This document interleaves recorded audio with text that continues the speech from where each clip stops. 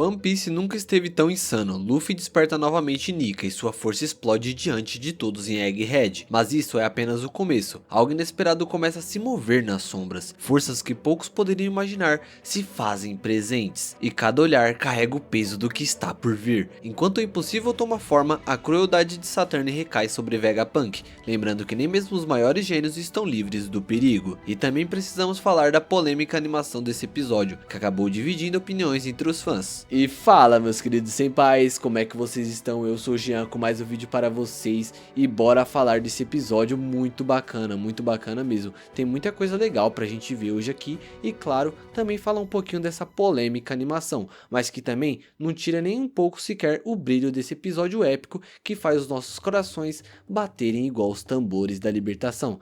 Tá ligado na referência, não tá? Então já pega a sua caneca de café e bora pro vídeo. O episódio começa com os navios de guerra detonando Egghead e já corta para Luffy gordão digerindo toda aquela comida. É engraçado que os marinheiros estão todos pagando de bravões e Luffy só dá uma bela encarada e chama todos de fracotes, o suficiente para eles meterem o pé.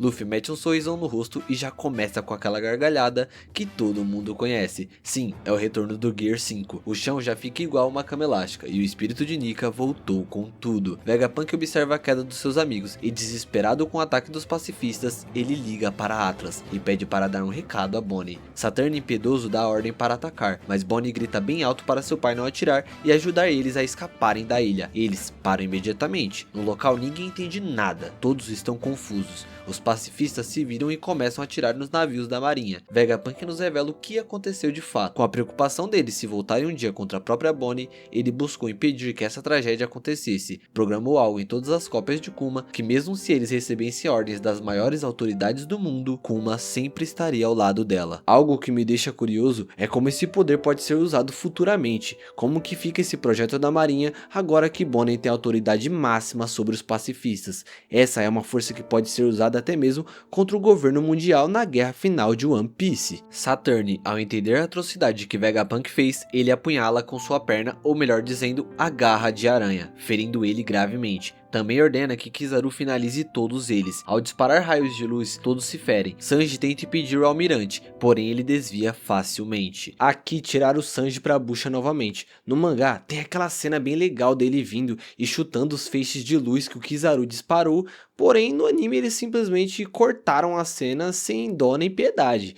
Não sobrou nada pro beta do Sanji, nada mesmo. Cara, é absurdo mesmo. Os fãs do Sanji choram a cada episódio. A Toei tem seus preferidos, é claro. Kizaru projeta um ataque de espada. Quando ele se prepara para matar ela, chega o Luffy com um socaço imbuído de haki, jogando ele para longe. Luffy, no seu modo birutão, começa a rir. Tudo fica uma verdadeira loucura. Egghead parece dançar no ritmo dos tambores da libertação. Ao redor, tudo vira borracha. Todos se salvam graças a isso. Saturn enfurecido os encara, enquanto Egghead continua tremendo por completo. Bonnie percebe Vegapunk ferido e corre para o socorrer. Friamente, Saturn fala que nada adianta, que esse é o verdadeiro destino dos insetos. De repente, o silêncio é rompido por um som poderoso, batidas rítmicas, fortes e pulsantes, como se o próprio chão vibrasse. Todos se voltam na mesma direção. Os prédios, como se tivessem vida, começam a se deformar e balançar, tornando-se semelhantes a brinquedos infláveis. É Luffy. Seu coração volta a bater no ritmo único, o som que já mudou o destino do mundo uma vez. Então, algo inacreditável acontece. O gigantesco robô, adormecido por séculos, começa a reagir às batidas, como se a cada pulsar do coração de Luffy fosse a chave, a energia perdida que Vegapunk nunca conseguiu compreender. No início do arco, ele havia admitido: esse robô é movido por uma energia desconhecida. E agora, diante de todos, esse mistério começa a ser revelado. O despertar traz lembranças de Wano, quando Zunisha reconheceu exatamente essas batidas e declarou que Joy Boy havia retornado. Agora, a semelhança é inegável. Se Zunisha pôde ouvir o tambor da libertação, quem garante que esse robô não foi também um aliado do lendário Joy Boy e do reino antigo? Nesse instante, Bonnie fica paralisada. Ela conhece esse som. Memórias inundam sua mente. Lembranças de quando ainda criança ouvia Kuma falar sobre Nika, sobre a dança, sobre a alegria e a liberdade que ele representava. O coração dela acelera, porque agora, diante dos seus olhos, ela finalmente vê. O corpo de Luffy brilha. Seus movimentos exalam uma energia diferente. E Bonnie, com lágrimas nos olhos, percebe a verdade que até então parecia impossível. Vegapunk, com sua voz enfraquecida, confirma: você ainda não tinha percebido, não é? Aquele que Kuma tanto protegeu é Nika, o deus do sol. As lágrimas lágrimas descem pelo rosto de Bonnie. Ela se lembra da fé inabalável de seu pai, da proteção silenciosa, do sacrifício. Tudo fazia sentido, como estava certo o tempo todo. Luffy, Nika, era ele o símbolo da liberdade, a esperança que poderia mudar o destino do mundo. No horizonte temos um navio indo com todo vapor para Egghead. Os marinheiros percebem que há uma sombra enorme se aproximando, um imenso navio. Só pode ser eles, não há dúvidas, os piratas guerreiros gigantes. Mas aquilo não era nenhuma espécie de assombração, era a pura e tenebrosa realidade. Eles estavam ali, em carne e osso. Dory e Brog surgem com aquelas risadas lendárias. Os navios de guerra até tentam uma reação. Diversos disparos são realizados, mas não fazem sequer arranhões naquele monstruoso navio gigante. E por que eles estão ali? O que os motiva? Até mesmo os fuzileiros navais se perguntam o porquê de tudo isso.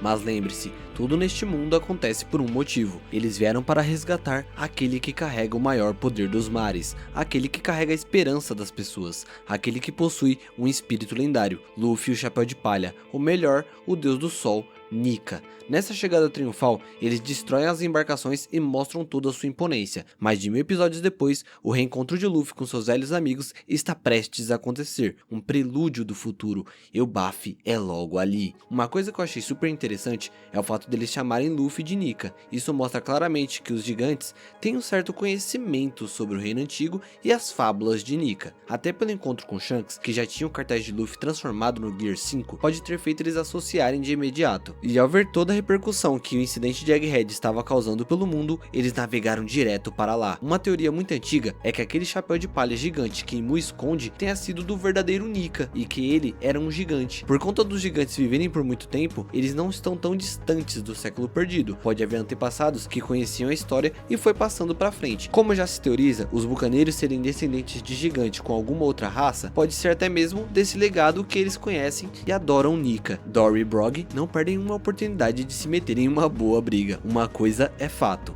essa é a verdadeira essência dos gigantes, guerrear. Sensacional, teve muita coisa legal aqui nesse episódio. Cara, essa chegada dos gigantes foi de arrasar. Esse foi o episódio 1140. Agora bora falar um pouquinho sobre a parte que eu achei que pecou bastante, que pra mim não ficou legal. A animação realmente não ficou bacana, ficou bem esquisita. Aquele efeito 3D foi uma mescla 3D com a animação real ali que a gente já tá acostumado, e ficou extremamente esquisito. Eu particularmente detestei mesmo. Acho que faltou impacto também nesse episódio. Teve aquela cena da Bonnie que ela fica observando o Luffy na forma de Nika e pô, não teve impacto nenhum impacto visual. Eu acho que a Toei deu uma bela vacilada nessa parte.